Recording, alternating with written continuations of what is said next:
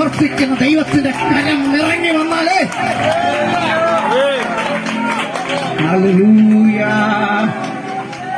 അവൻ അതിന് മറുപടി തരിക തന്നെ ചെയ്യും. 33 വർഷങ്ങൾക്ക് മുമ്പ് ഒരു മാതാവിന്റെ കരച്ചില ഇന്ന് രാത്രി നിങ്ങളുടെ മധ്യേ സാക്ഷിയായിട്ട് നിൽക്കുന്നത്. ചേറിന്റെ ഗന്ധം ജനിക്കുന്നതായ, ഓളകളും തിരമാലകളും ഉള്ളതായ, നെൽപ്പാടങ്ങൾ ഇറങ്ങി നിൽക്കുന്നതായ കുട്ടനാടിന്റെ മണ്ണിൽ നിന്നും ഈ ദേശത്ത് വന്ന് എന്റെ യേശുവിനെ ഉയർത്തുവാൻ ഇങ്ങനെ നിങ്ങളുടെ മധ്യേ നിൽക്കുന്നുണ്ടെങ്കിൽ 33 വർഷങ്ങൾക്ക് മുമ്പ് ഒരു മാതാവിന്റെ പ്രാർത്ഥനയാ. Hallelujah, hallelujah, hallelujah. ജനിപ്പിച്ച മാതാവിന് സ്വന്തം തലമുറ ഒരു വത്സലപുത്രനായി തീർന്നു എന്ന് കേട്ടാൽ ഒരു മാതാവും എന്ത് ചെയ്യത്തില്ല, സഹിക്കത്തില്ലെന്ന്. നമ്മുടെ പുറത്തൊരു മാതാവ് എന്ത് ചെയ്യാന്നറിയാവോ?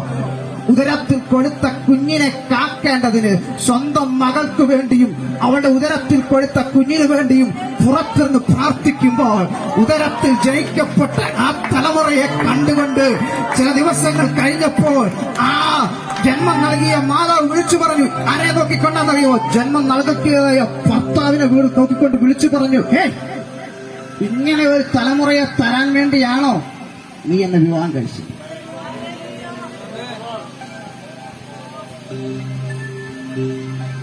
നോക്കണേ, ഇന്ന് ഞാൻ നിങ്ങളുടെ മുമ്പിൽ പ്രസംഗിക്കുമ്പോഴേ ഇവിടെ ഇരുന്ന എല്ലാ ദൈവദാസന്മാരും ഷൂ ഇട്ടുകൊണ്ടാണ് പ്രസംഗിച്ചത്.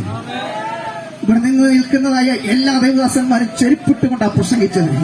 പക്ഷെ ഞാൻ എന്താ അത് ഇടാത്തതിന്റെ കാരണം എന്നാണെന്നറിയാവോ? ഞാൻ ഇവിടെ നിൽക്കുന്നത്, ഇവിടെ നിന്ന് കഴിഞ്ഞു കഴിഞ്ഞാൽ എനിക്കറിയാം എന്റെ കാലം നടറി കഴിഞ്ഞാൽ ആ ചെരുപ്പിന്റെ ബാലൻസിൽ എനിക്ക് നിൽക്കാനായിട്ട് പറ്റത്തില്ലെന്ന്. അതുകൊണ്ടാണ് ഞാൻ ഊരിയിട്ടത്. പക്ഷെ ഒറ്റ യാഥാർത്ഥ്യമുണ്ടെന്ന്, അന്ന് ആ മാതാവ് അങ്ങനെ ഒരു വിധി എഴുതി, ഇങ്ങനെ ഒരു തലമുറയെ തരുവാൻ വേണ്ടിയാണോ നീ എന്നെ വിവാഹം കഴിച്ച്? എന്നാൽ ഇന്ന് ആ മാതാവ് ഭവനത്തിന്റെ അകത്തളത്തിൽ നിന്ന് പ്രാർത്ഥിക്കുന്ന പ്രാർത്ഥനയും ആലയത്തിൽ ചെന്ന് പറയുന്ന ഒരു സാക്ഷ്യവാചകങ്ങളുണ്ട്. ഞങ്ങൾക്ക് ഇങ്ങനെ ഒരു തലമുറയെ ജനിച്ചതാ.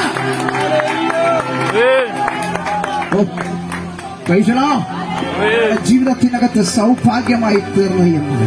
അങ്ങനെയെങ്കിൽ എന്നെ കേൾക്കുന്ന യൗവനക്കാരോട് ഞാൻ പറയട്ടെ, എന്നെ കേൾക്കുന്നതായ മാതാക്കളോട് ഞാൻ പറയട്ടെ, എന്നെ കേൾക്കുന്ന പിതാക്കന്മാരോട് ഞാൻ പറയട്ടെ, നമ്മുടെ പ്രാർത്ഥനകളൊന്നും വൃഥാവായി പോകത്തില്ല കേട്ടോ. നോക്കണേ, അങ്ങനെ ഇവളുടെ ഉദരത്തിൽ നിന്നും വിളിച്ചു പറഞ്ഞു, ഇവനെന്ത് ചെയ്യാം, എന്റെ ഉദരത്തിൽ കിടന്നത് കൊണ്ട് ഞാൻ എന്ത് ചെയ്യാം, അവനെന്ത് യബേശെന്ന് പേരിട്ടു. അടുത്തത്, അവൻ ദൈവസഭയിൽ കരയാനിട്ടുള്ള കരച്ചിന്റെ കാരണം എന്നാണെന്നറിയാവോ? അവനെ കൈപിടിച്ചു നടത്തേണ്ടതായ, അവനോട് കൂടെ കളിക്കളത്തിൽ നടക്കേണ്ടതായ, അവന് ആഹാരം വിളമ്പി കൊടുക്കേണ്ടതായ, അവനെ പിച്ച വെച്ച് പിടിച്ചു നടത്തേണ്ടതായ സ്വന്തം സഹോദരങ്ങൾ അവനെ നോക്കി വിളിച്ചു പറഞ്ഞ വാക്ക് എന്നാന്നറിയാവോ? നീ ഞങ്ങൾക്കൊരു മാന്യത ഇല്ലാത്ത തലമുറയാണെന്ന്. നമ്മുടെ ഈ NIV KJV ബൈബിളിനകത്തൊക്കെ നമ്മളത് വായിക്കുമ്പോൾ അത് മനസ്സിലാകത്തില്ല. പക്ഷെ ഇതിന്റെ POC ബൈബിളിന്റെ ട്രാൻസ്ലേഷൻ അല്ലെങ്കിൽ തമിഴ് വേർഷന്റെ ട്രാൻസ്ലേഷനൊക്കെ വായിക്കുമ്പോൾ അതിന്റെ പ്രാരംഭത്തിൽ ഇങ്ങനെയാണ് എഴുതപ്പെട്ടിരിക്കുന്നത്: യബേശ് തന്റെ സഹോദരന്മാരെക്കാൾ ഏറ്റവും മാന്യനായി തീർന്നു എന്നാണ്. മാന്യനല്ലാത്ത ഒരു അവസ്ഥ അവന്റെ ജീവിതത്തിനകത്ത് ഉണ്ടായിരുന്നെങ്കിൽ, എന്നാൽ അവൻ മാന്യനായി തീർന്നത് എന്താണെന്നറിയാവോ? അവന്റെ പ്രാർത്ഥനയാണ്. ഹല്ലേലൂയ. യേശുവിന്റെ സാന്നിധ്യം വിളങ്ങി നിൽക്കുന്ന ഭവനത്തിന്റെ അകത്തളത്തിലേക്ക് യഹൂദാ ഗോത്രത്തിൽ ജനിച്ചു വളർത്തപ്പെട്ട സ്തുതിക്കണമെന്ന് വിധിയെഴുത്ത് കൊടുത്തതായ ഗോത്രത്തിനകത്തേക്ക് ഒരുവൻ സ്തുതിക്കുവാൻ പോലും കഴിയാതെ അതരത്തിനകത്തു നിന്ന് എന്ത് ചെയ്യാന്നറിയുമോ? അപേക്ഷയുടെ വാക്കുകൾ പുറത്തേക്ക് വിട്ടിട്ട് ദൈവസന്നിധിയിൽ കരയുവാനായിട്ട് തുടങ്ങി. ജനിച്ചത് എവിടാന്നറിയാവോ? സ്തുതിക്കുന്നവന്റെ ഭവനത്തിലാണ്, യഹൂദാ ഗോത്രത്തിലാണ് ജനിക്കപ്പെട്ടത്. ഇന്ന് രാത്രി ഇതിനകത്തായിരിക്കുന്ന ചില മാതാക്കളോട്, ഇതിനകത്തായിരിക്കുന്ന ചില പിതാക്കന്മാരോട് ദൈവത്തിന്റെ ആത്മാവിന്റെ നിയോഗത്തോട് ഒരു ഊത് പറയാം. നീ ആയിരിക്കുന്നത് എവിടെയാണെന്നറിയാവോ? എവിടെയായിരിക്കുന്നറിയോ? പ്രാർത്ഥിക്കുന്നവന്റെ കൂട്ടത്തിലാ. അവന്റെ ഭവനത്തിനകത്താ ജനിച്ചത്. അവനോട് കൂടെ ഒരേ പായിൽ കിടന്നുറങ്ങി ഒരേ പാത്രത്തിൽ ആഹാരം കഴിക്കരുത്. പക്ഷെ സ്തുതിക്കുവാൻ അതരങ്ങൾ തുറക്കുമ്പോൾ ഹൃദയത്തിനകത്ത് ഉണ്ടാകുന്ന വേദന നിമിത്തം ദൈവത്തെ സ്തുതിക്കുവാനായിട്ട് പറ്റാതെ ഏതെങ്കിലും വ്യക്തിജീവിതങ്ങൾ ഇന്ന് രാത്രി ഇതിനകത്ത് കടന്നു വന്നിട്ടുണ്ടെങ്കിൽ പരിശുദ്ധാത്മാവിന്റെ നിയോഗത്തോടെ ദൈവിക ദൂത് പറയട്ടെ, ഈ ദൈവസന്നിധി അപേക്ഷിക്കുവാൻ തുടങ്ങുവാൻ തയ്യാറാണോ? രാത്രികളെ പകലാക്കിക്കൊണ്ട് ദൈവസന്നിധി മുട്ടുമടക്കുവാൻ തയ്യാറുണ്ടോ? നിനക്ക് വേണ്ടി ഇറങ്ങി വന്ന് നിന്റെ ജീവിതത്തിനകത്ത് അവസ്ഥകൾക്ക് മാറ്റം വരുത്തുവാൻ കഴിവുള്ള ഒരുവൻ ഇന്ന് രാത്രി ഈ ഭവനത്തിന്റെ അകത്തളത്തിൽ കടന്നു വന്നിട്ടുണ്ടെന്ന്, ഈ ഭവനത്തിന്റെ അങ്കണത്തിൽ കടന്നു വന്നിട്ടുണ്ട്. ദൃശ്യമണ്ഡലത്തിൽ അവനെ കാണുന്ന ദൈവമക്കൾ, അവനെ ദൃശ്യമണ്ഡലത്തിൽ വെളിപ്പെടുന്ന ദൈവമക്കൾ ആത്മാവിൽ ദൈവത്തെ പ്രാർത്ഥിച്ചു തുടങ്ങിക്കോ. ഈ മീറ്റിംഗ് കഴിഞ്ഞ് നിങ്ങൾ പുറത്തിറങ്ങുമ്പോ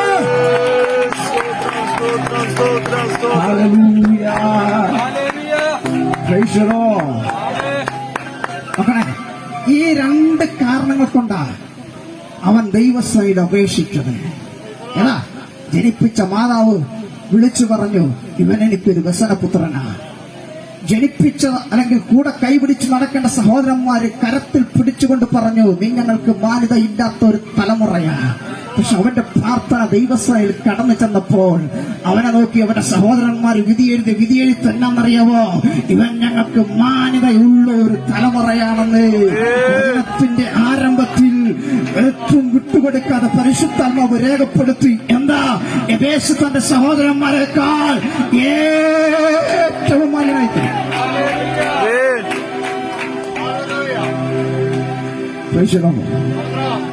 യേശുവിന്റെ ഭവനത്തിനകത്തേക്ക് ക്ഷണിച്ചാൽ ഉണ്ടാകുന്ന ഒരു കാര്യം, ഒന്ന് രണ്ട് കാര്യങ്ങൾ ഒന്ന് ഓർമ്മപ്പെടുത്താം. നമുക്ക് വരാം. യോഹന്നാന്റെ സുവിശേഷം 2-ാം അധ്യായം അതിന്റെ 1, 2, 3 വാക്യം. യോഹന്നാന്റെ സുവിശേഷം 2-ാം അധ്യായം അതിന്റെ 1, 2, 3 വേദഭാഗം.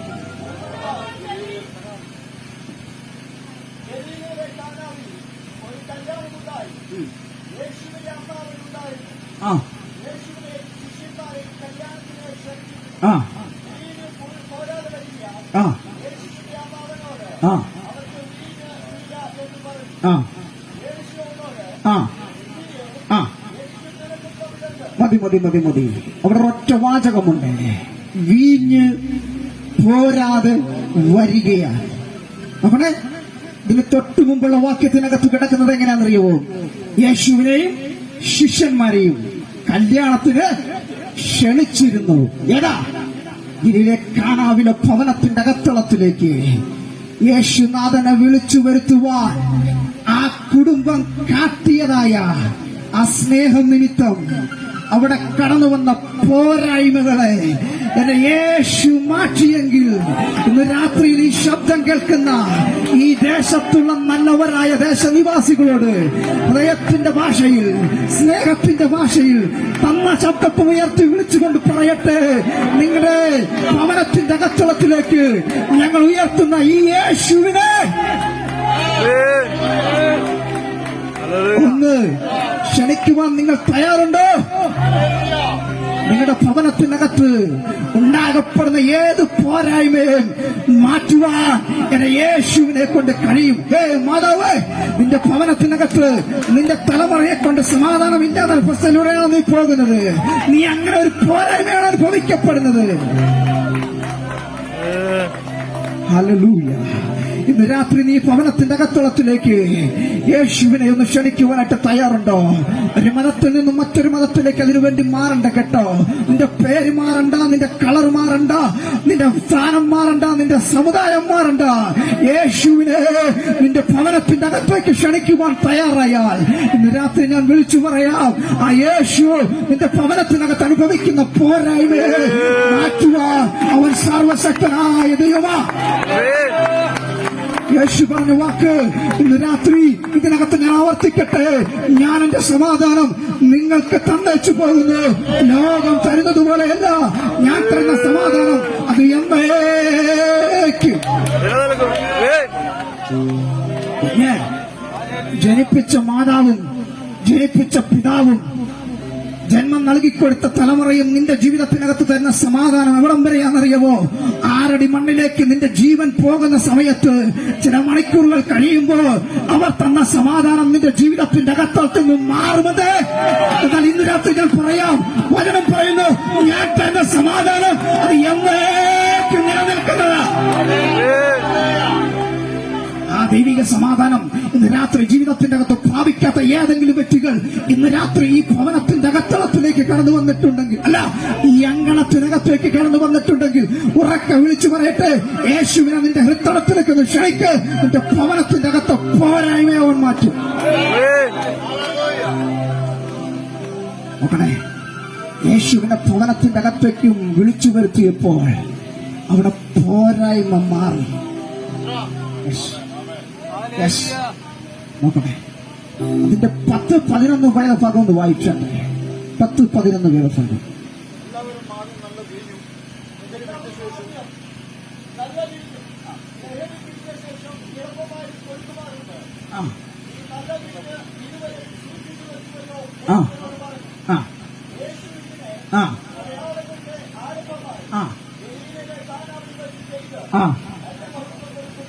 നോക്കിയോണേ, അവിടെ പറയുന്നൊരു വാചകമുണ്ട്. എന്താണെന്നറിയാവോ? ആദ്യം എന്ത് വീഞ്ഞാണ് കൊടുക്കണത്? ഹലോ, തൊട്ടു മുമ്പ് വായിച്ച വാക്യമല്ലേ? നല്ല വീഞ്ഞ് കൊടുത്തതിന് ശേഷം പിന്നെ എന്താ ചെയ്യുന്നേ?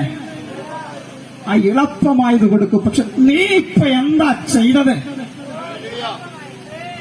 നോക്കണേ, ലോക ചരിത്രത്തിൽ ഇതുവരെ കണ്ടിട്ടില്ലാത്തത്, മനുഷ്യനെ കൊണ്ട് 1 മിനിറ്റ് കൊണ്ട് അല്ലെങ്കിൽ ചെയ്യാൻ പറ്റാത്തതുമായ ഒരു പ്രവൃത്തിയ യേശു ആ ഭവനത്തിനകത്ത് വന്നപ്പോൾ നടന്നത്. രാത്രി ഞാൻ വിളിച്ചു പറയാം, നിന്റെ ജീവിതത്തിനകത്ത് കർമാചാരങ്ങൾ കൊണ്ട്, ആചാരാനുഷ്ഠാനങ്ങൾ കൊണ്ട്, നേർച്ച കാഴ്ചകൾ കൊണ്ട്, പുണ്യപ്രവർത്തികൾ കൊണ്ട് നിന്റെ ജീവിതത്തിനകത്ത്, നീ ഭവനത്തിനകത്ത് അനുഭവിക്കപ്പെടുന്ന സമാധാനമില്ലാത്ത അവസ്ഥയെ, നിന്റെ പോരായ്മയെ മാറ്റുവാനായിട്ട് കഴിയത്തില്ലെങ്കിൽ ഇന്ന് രാത്രി യേശുവിനെ നിന്റെ ഭവനത്തിനകത്തേക്ക് കടന്നു വിളിച്ചാൽ ആ ഹൃദയത്തിലേക്ക്, യേശുവേ, നിന്നിലൂടെ മാത്രമാ എന്റെ ജീവിതത്തിനകത്ത് രൂപാന്തരം വരുത്തുവാൻ കഴിയുന്നത്, എന്റെ പോരായ്മയെ മാറ്റുവാനായിട്ട് കഴിയുന്നത് ഹൃദയത്തിന്റെ അകത്തളത്തിൽ നീ ഒന്ന് പറയുവാൻ തയ്യാറുണ്ടോ? കുഞ്ഞെ, ഒറ്റ സെക്കൻഡ് മതിയെന്ന് ഒരു വാക്ക് പറഞ്ഞാൽ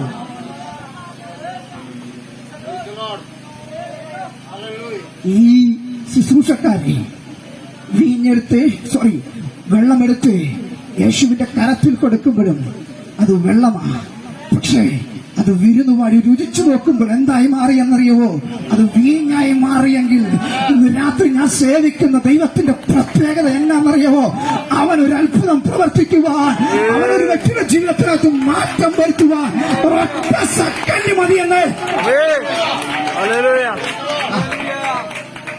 നോക്കണേ, ലോകവൈദ്യന്മാര് പറഞ്ഞു പുറത്തു വരത്തില്ലെന്ന്, 2 പേരും ഒരുപോലെ പുറത്തു വരത്തില്ലെന്ന്.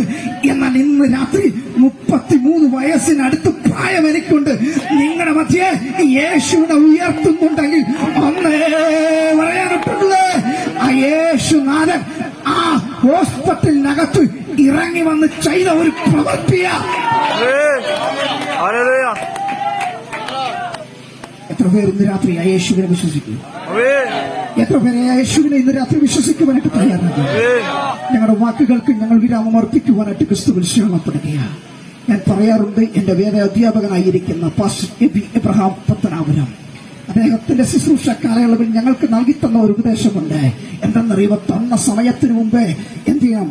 നിങ്ങളുടെ ശുശ്രൂഷകളെ നിർത്തിക്കണം. അല്ലെങ്കിൽ പ്രസംഗിക്കുന്ന നീ എത്ര തീയിറക്കിയാലും, എത്ര വചനം പ്രസംഗിച്ചെന്ന് പറഞ്ഞാലും, ശുശ്രൂഷിക്കുന്ന സമയത്ത് വിശ്വാസികളുടെ നോട്ടം ക്ലോക്കയിലായിരിക്കും. അതുകൊണ്ട് സമയത്തിന്റെ അതിർവരമ്പുകളൊന്നും ലംഘിക്കാതെ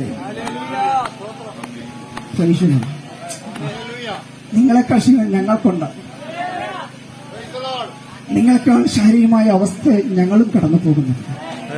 അതുകൊണ്ട് വാക്കുകൾക്ക് ഞാൻ വിരാമമർപ്പിക്കുവാൻ ക്രിസ്തുവിൽ ശ്രമപ്പെടുകയാണ്. മാർത്ത യേശുവിനെ നോക്കി വിളിച്ചു പറഞ്ഞ വാക്കുകൾ എന്താണെന്നറിയാവോ? നീ ഇവിടെ ഉണ്ടു എങ്കിൽ എന്റെ സഹോദരൻ മരിക്കത്തില്ലായിരുന്നു. അടുത്ത വാക്കുകൾ വളരെ ശ്രദ്ധേയം. എങ്കിലും നീ ദൈവത്തോട് എന്ത് അപേക്ഷിച്ചാലും ദൈവം അത് നിനക്ക്. എത്ര പേര് ഇന്ന് രാത്രി വിശ്വസിക്കുന്നു? നിങ്ങളുടെ ജീവിതത്തിനകത്ത് മാറ്റം വരുത്തുവാൻ, നിങ്ങൾ അനുഭവിക്കുന്ന പ്രയാസങ്ങൾക്ക് പ്രതികൂലങ്ങൾക്ക് മാറ്റം വരുത്തുവാൻ എന്റെ യേശുവിനെ കൊണ്ട് കഴിയുമെന്ന്. നിങ്ങൾ ഇരിക്കുന്ന ഇരിപ്പിടത്തിലിരുന്നുകൊണ്ട് നിങ്ങളുടെ പുറമെയുള്ള കണ്ണുകളെ നടക്കുവാൻ തയ്യാറുണ്ടോ? നിങ്ങളുടെ കണ്ണുകളെ ദൈവത്തിൽ നടക്കുവാൻ തയ്യാറുണ്ടോ?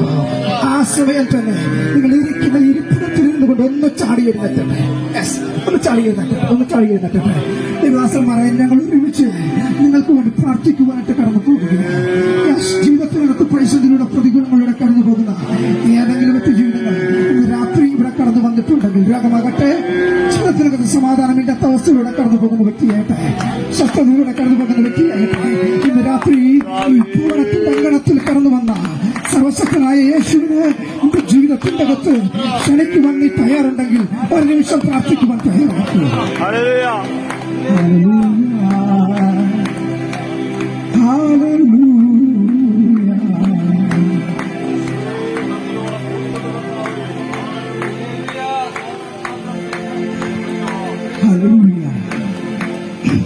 നിനക്ക് വിടുതൽ തരുവാൻ എന്റെ യേശുവിനെ കൊണ്ട് കഴിയും.